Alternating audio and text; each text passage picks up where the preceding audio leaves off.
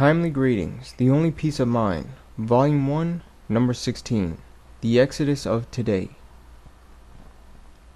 All rights reserved. Copyright 1953 reprint. V.T. Hadif. The Exodus of Today. Text of address by V.T. Hadif, Minister of Davidian Seventh-day Adventist, Sabbath, November 23, 1946, Mount Carmel Chapel, Waco, Texas. This afternoon we shall study Zechariah 8. The first thing we need to know in the study of this chapter is whether its promises are made to the people of Zechariah's time or to the people of our time. To find this out, it is necessary for us to read a few scattered verses. We shall begin with Zechariah chapter 8, verse 7 and 8. Thus saith the Lord of hosts, Behold, I will save my people from the east country and from the west country, and I will bring them, and they shall dwell in the midst of Jerusalem, and they shall be my people, and I will be their God, in truth and in righteousness. In these verses we see that God is promising to save his people, not from the land of ancient Babylon, where Zechariah then was, but from the east and from the west, and to bring them to Jerusalem. They are to be his people, not by virtue of their ancestry, or by some other, but in truth and righteousness. Now, since the promise in these verses did not meet its fulfillment in Zechariah's day, nor at any time thereafter, it stands to reason that it must meet its fulfillment sometime in the future. Let us read Zechariah chapter 8, verses 13. And it shall come to pass, that as ye were a curse among the heathen, O house of Judah, and house of Israel, so will I save you, and ye shall be a blessing. Fear not, but let your hands be strong. Besides promising to save his people from the east and from the west, the Lord promises to save also the house of Judah and the house of Israel, both of the scattered ancient kingdoms. You are well acquainted with the fact that the 10-tribe kingdom constituted the house of Israel, and since these two kingdoms have never yet been united and brought back to Jerusalem, there is but one logical conclusion to be reached. The promises of this chapter are to be fulfilled in the time of the gathering of the people, from the four corners of the earth. In view of this great and grand work, the Lord expects our hands to be strong. Next we shall read Zechariah chapter 8, verses 20 through 22. Thus saith the Lord of hosts, It shall yet come to pass, that there shall come people, and the inhabitants of many cities, and the inhabitants of one city shall go to another, saying, Let us go speedily to pray before the Lord, and to seek the Lord of hosts. I will go also. Yea, many people and strong nations shall come to seek the Lord of hosts in Jerusalem, and to pray before the Lord. Since we know that no nation aside from the Jewish nation in Zechariah's day went to seek the Lord and to pray before him in Jerusalem, there is no alternative but again to admit that the promises of Zechariah 8 belong to the people in the time of the final harvest, in the gathering time. Having completed our analysis of the time this chapter meets its fulfillment, we can, I am sure, now study the prophecy itself with much greater interest than we could have otherwise.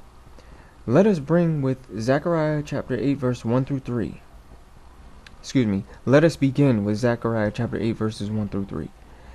Again, the word of the Lord of hosts came to me, saying, Thus saith the Lord of hosts, I was jealous for Zion with great jealousy, and I was jealous for her with great fury.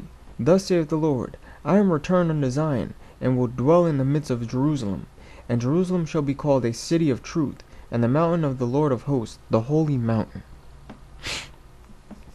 Yes, wonderful things are spoken of Zion and Jerusalem. At one time the Lord forsook the city and scattered the people. But at the time these scriptures are being revealed, he is to return, to gather his elect, and to bring them to Zion and Jerusalem. When this great work shall have been accomplished, Jerusalem will then be called a city of truth, the holy mountain, a people well versed in God's whole truth and without a sinner in their midst. This great wonder evidently takes place during the judgment of the living. The righteous are taken there, while the wicked are being bound in bundles, as it were, for to be destroyed. And while the Lord dwells in Zion, his truth shall then emanate from Zion and Jerusalem. Then it is that many people and strong nations shall come to seek the Lord of hosts in Jerusalem, and to pray before the Lord. Now is our greatest chance to work and pray. Thy kingdom come, thy will be done in earth as it is in heaven. Zechariah 8, verses 4 and 5. Thus saith the Lord of hosts, there shall yet old men and old women dwell in the streets of Jerusalem, and every man with his staff in his hand for very age. And the streets of the city shall be full of boys and girls playing in the streets thereof. Jerusalem shall be a city of joy too. There shall be no fear or accident. Even the children shall safely play in the streets. There shall be no long faces, and no worried looks. So shall it be for both young and old. Zechariah chapter 8, verse 6. Thus saith the Lord of hosts, if it be marvelous in the eyes of the remnant of this people in these days, should it also be marvelous in mine eyes, saith the Lord of hosts? Just because the fulfillment of this prophecy might seem too marvelous and impossible, must it necessarily seem impossible to the Lord also? Indeed not.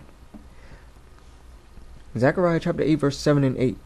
Thus saith the Lord of hosts, behold, I will save my people from the east country and from the west country, and I will bring them, and they shall dwell in the midst of Jerusalem, and they shall be my people, and I will be their God, in truth and in righteousness.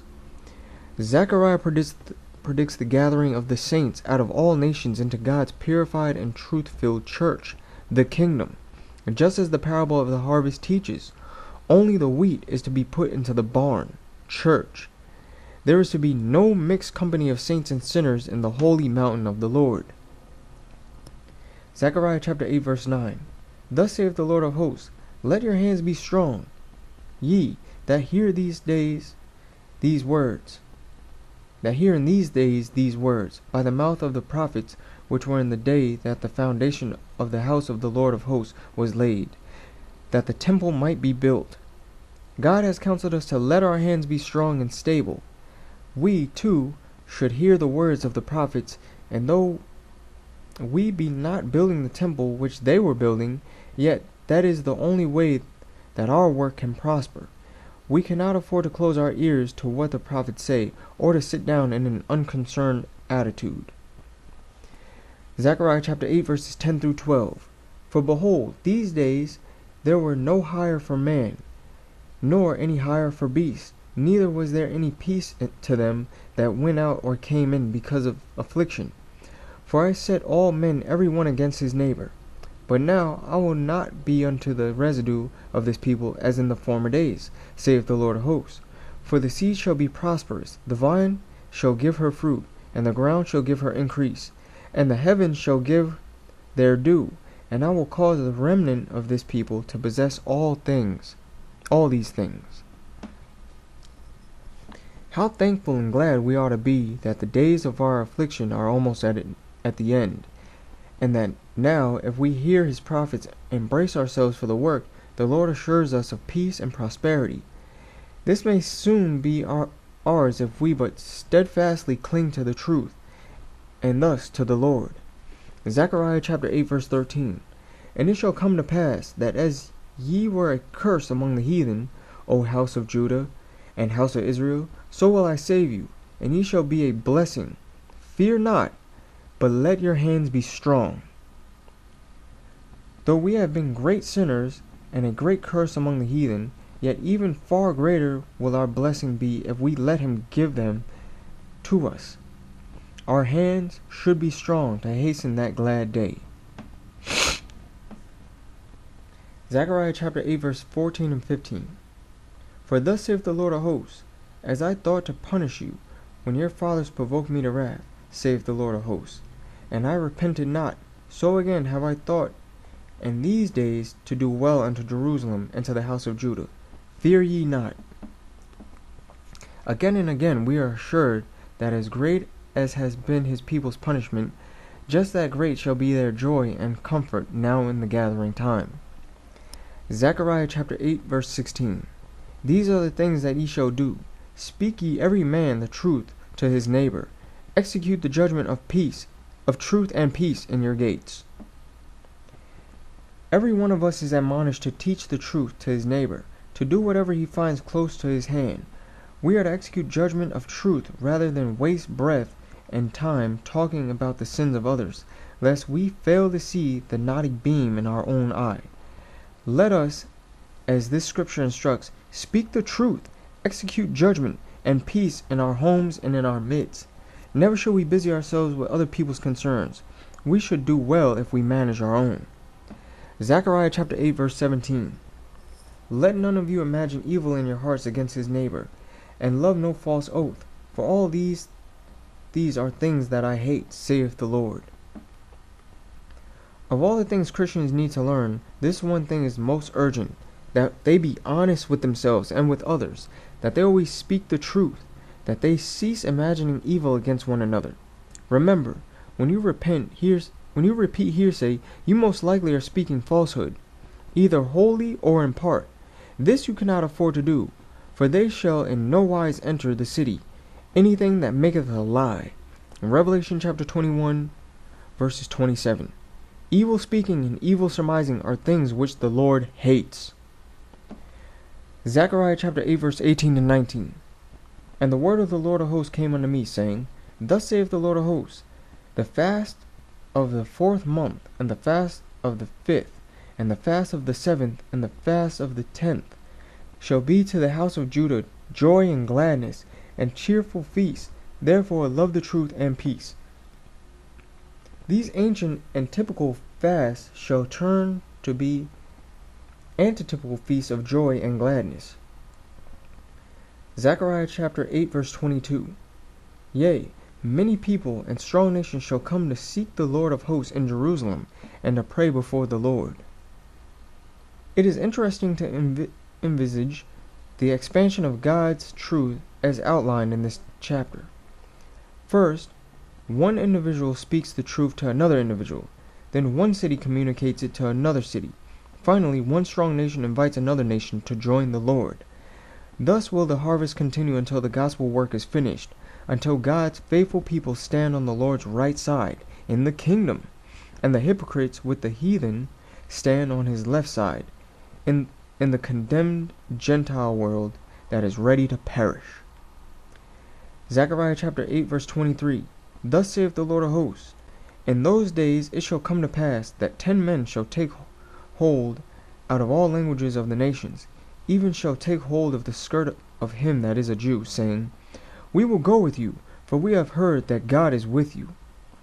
It is logical to conclude that the 10 men who take hold of all the languages of the nations in the time of this great ingathering are figurative of a group of people, the church freed from the tares in the harvest time, just like the 10 virgins, Matthew chapter 25 verse 1, are figurative of the church while the tares are still commingled with wheat. The 10 servants, Luke chapter 19 verse 13, and the 10 horns, Revelation chapter 12 verse 3, and Revelation chapter 17 verse 3, are numbers of universality. These 10 men will speak all the languages as did the apostles on the Pentecost. Obviously, the Jew whose skirt the people will take hold of must be the one through whom the Lord is working to reveal himself and his truth to the people. Having discovered this fact, naturally they will say, We will go with you, for we have heard that God is with you. This particular Jew, of course, is not the present-day identified Jews, but most likely a descendant of the Christian Jews, perhaps of those who, in the apostolic age, lost their identity by naming themselves Christians. Acts chapter 11 verse 26. Again, he may be a descendant of any of the Jews who were driven from their homelands, scattered throughout the nations, and assimilated by them, then converted to Christianity. And in that day there shall be a root of Jesse, which shall stand for an ensign of the people. To it shall the Gentiles seek, and his rest shall be glorious. And it shall come to pass in that day that the Lord shall set his hand again the second time to recover the remnant of his people, which shall be left from Assyria, and from Egypt, and from Pathros, and from Cush, and from Elam, and from Shinar, and from Hamath, and from the islands of the sea.